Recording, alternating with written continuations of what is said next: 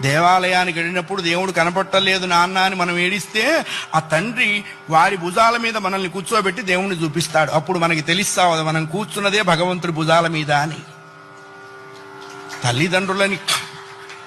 తల్లిదండ్రులకి గుళ్ళు కట్టించక్కర్లేదు. కట్టించిన గుళ్ళ ముందు వాళ్ళని కూర్చోబెట్టకుండా ఉంటే చాలు. అది నేర్చుకోవాలి. మనం బ్రతికుండగా వాళ్ళ అనాథాశ్రమాల్లో ఉండటం ఏంటండి? ఇంకంతకంటే పాపం ఏదైనా ఉందా? కాశీలో యజ్ఞం చేస్తే వస్తుందా? రామేశ్వరంలో అన్నదానం చేస్తే వస్తుందా? జన్మనిచ్చిన తల్లిదండ్రులు ప్రధానము. వాళ్ళని నువ్వే సేవించాలి. భగవంతుని సేవించకపోయినా నష్టం లేదు, బోల్డు మంది ఉన్నారు. జన్మనిచ్చిన తల్లిదండ్రుల్ని సేవించాలి, అది కర్తవ్యము. రామాయణం అదే చెప్పింది.